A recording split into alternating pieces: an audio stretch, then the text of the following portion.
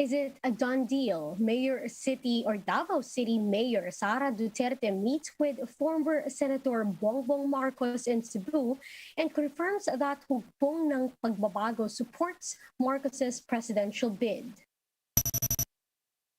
Supporters of Vice President Leni-Kiko and Manila Mayor Isko Moreno staged separate motorcades in several areas over the weekend.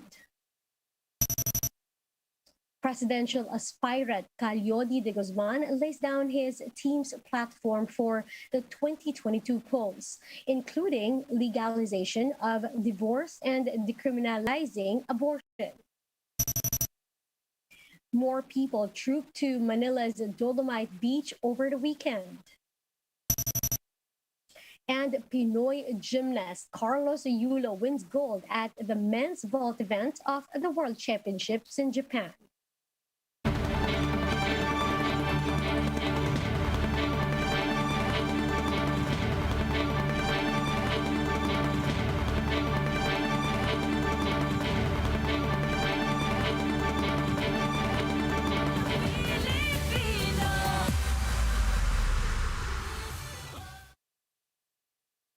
Fast, focused, and fearless. Here's everything you need to know to jumpstart today. I'm Riza Diaz. Davao City Mayor Sara Duterte Carpio meets with former Senator and presidential aspirant Bongbong Marcos Jr. over the weekend. In a Facebook post, the first daughter shared her meeting with the late dictator's son. Now, the two were in Cebu attending the birthday party of the wife of House Majority Leader Martin Romualdez. Earlier on Saturday, Duterte Carpio also met with Bongbong's sister, Senator Amy Marcos. Now, in an interview with Radyo Pilipinas Cebu, the presidential daughter said her talks with Bongbong revolved on how her party, Hugpong ng Pagbabago, can help support Marcos' presidential bid. Sara reiterates that she is not running for president and that there were no talks on a possible Marcos-Duterte tandem. Now, despite this, Bruce Rivera, a known ally of Sara, insists that Bongbong and the Davao City Mayor will make the quote ultimate tandem. She believes that the supporters of the Dutertes and the Marcoses needed each other to secure President Duterte's win in 2016 and that they will also unite in the 2022 for Bongbong. Now, for Rivera, now that Sara's HNMP has expressed support for Bongbong's presidential bid, the union of their parties' forces will form a new political heavyweight. Major thoroughfares in various parts of the country turned pink over the weekend. This as thousands joined the nationwide Caravan of Hope for Vice President Leni-Kiko and Senator Kiko Pangilinan. Organizers said that about 10,000 vehicles participated in the simultaneous motorcades.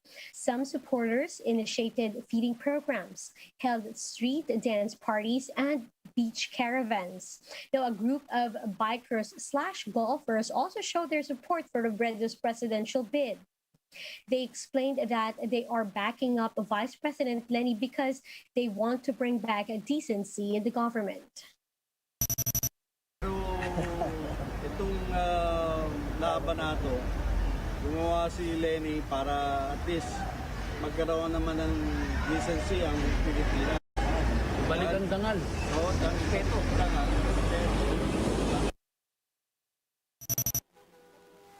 Robredo, meanwhile, thanked everyone who took part in the event.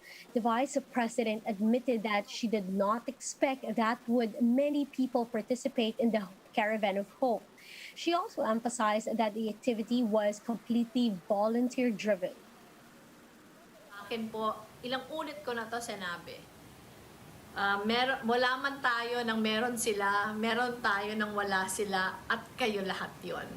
Ang magpapanalo po talaga sa laban na to sa atin, pagmamahal at pakikiisa.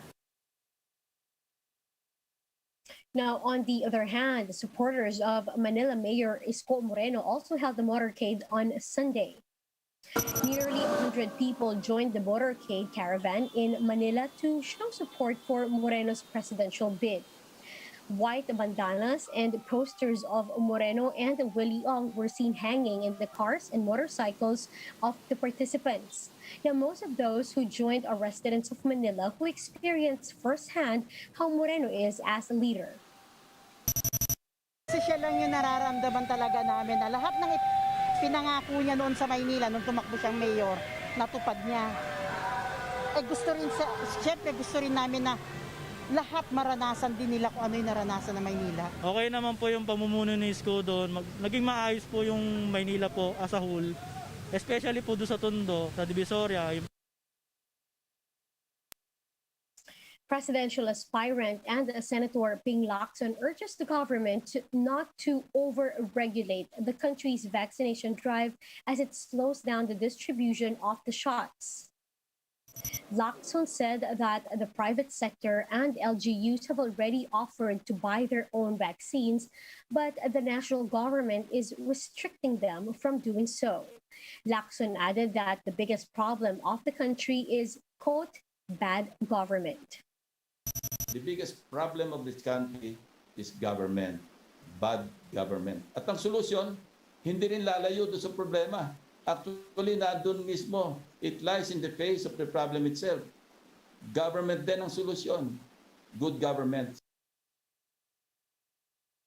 Presidential aspirant Leody de Guzman and his running mate Walden Bello vowed to push for decriminalization of abortion and legalization of divorce. In a virtual presser, the labor leader said marriage is only a contract between two people. So, just like in every contract, people should be free to go if things turn out wrong.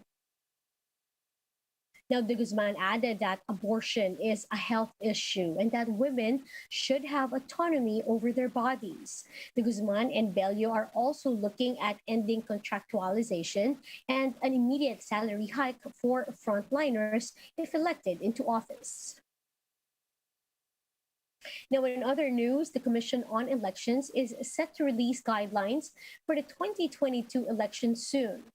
Now, this comes after it held a voting simulation to understand what could happen during voting day.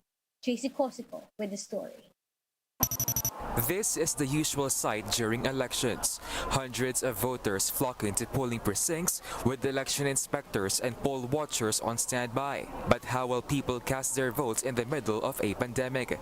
This is why COMELEC held a voting simulation in San Juan Elementary School on Saturday. Under the so-called new normal, voters are required to wear face masks and face shields at all times. They should also undergo thermal scanning and disinfection before entering the polling venue. If a voter manifests COVID-19 symptoms, he'll still be allowed to vote in the isolated polling place. Para hindi makontaminate, hindi mahawaan, or hindi ma-infected ang nandito sa loob. Doon sa isolation polling place, dadalhin na yung balota niya, doon na siya buboto at pagkatapos, i-endorse na namin siya sa local health officials. Those who are asymptomatic, on the other hand, will head straight to the voter assistance desk to verify their polling precinct numbers. A holding area will also be put up so no one will wait outside precincts. Inside the polling venue, windows are open to ensure proper ventilation.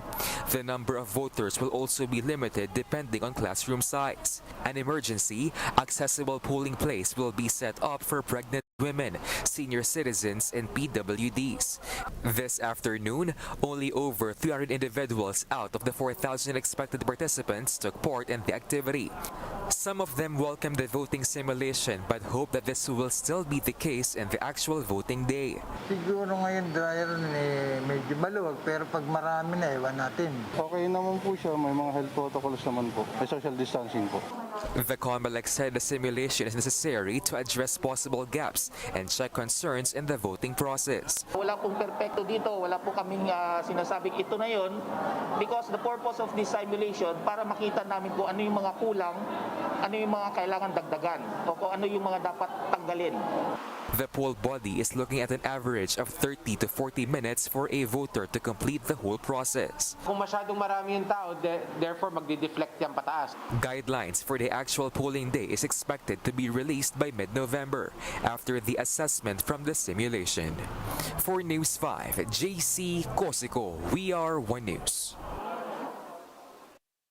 Authorities are now looking for ways to strengthen the implementation of health protocols at the Manila Bay Dolomite beach. This after the artificial beach saw a crowd of about 6,000 visitors in just one day. Camille Samonte with the report. A sea of people came to see the Manila Bay Dolomite beach on Sunday morning, but all of them scrambled to get out and seek shelter with the sudden downpour, causing a huge crowd with no social distancing. There were even some children and senior citizens in this bunch. Maganda naman yung pagpasok nila. Kaya lang, bigla naman kasing umulan, nagpanik yung mga tao, naglabasan kaagad, naghanap ng masisilungan. So ang tendency, biglang labas, biglang dami ng volume ng tao. Pero yung mga pulis natin nandun, kaya natabunan na yung mga pulis natin. That's why the Manila Police District strengthened its presence in the area for crowd control. But come Sunday afternoon, crowds of visitors continued to pour in. And they have enjoyed their seemingly newfound freedom by running and cheering while entering the Dolomite Beach. The sightseers wore face masks, but did not practice social distancing. Even the Environment Bureau was alarmed after the crowd estimate reached more than 60,000 for just one day. This is the highest single-day crowd tally since the Manila Bay Dolomite Beach opened to the public. Talagang nababahala kami, Camilo. Kaya lahat na lang ng paraan, lahat ng kailangan na gawin, lalo na yung pag-institute ng minimum health standards ay gagawin namin. Because of the overwhelming turnout of visitors these past few weeks, the artificial beach will be closed to the public every Friday to make way for maintenance and cleanup works.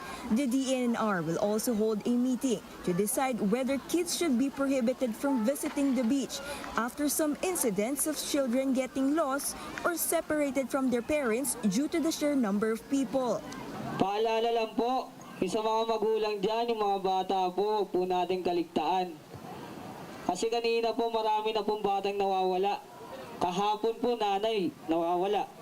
Ay natatakot din siyempre ang mga bata. Kaya pag-ingat-ingatan, kaya dalawa kami kasama para isa-isa namin mabantayan mga bata.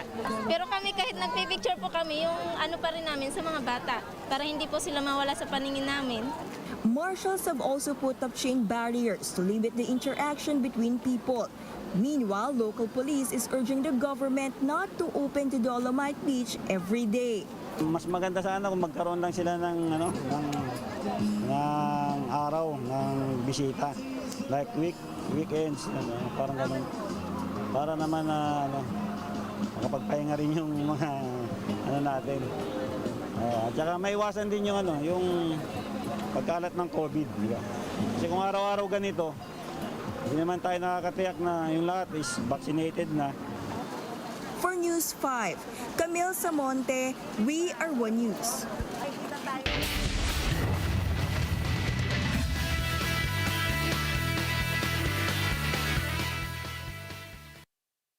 Filipino gymnast Carlos Yulo clinched the gold medal in the vault finals of this year's FIG Artistic Gymnastics World Championships. The 21-year-old ruled the pack with a score of 14.916 in his two vaults. This is a strong comeback for Yulo from the Tokyo Olympics earlier this year, where he barely missed out on a medal in the same event. Yulo capped his impressive World Championships campaign by also grabbing the silver in the parallel bars, where he garnered a score of 15.3. And that is how the day is shaping up to be. Join us later again at 9:35 in the morning as we continue to monitor the day's biggest stories. You can also catch One News on Signal Play app. Register for a free account now at www.signalplay.com and stream One News live anytime, anywhere. I'm Riza Diaz. Mask on, wash hands, and stay safe, Philippines. We are One News.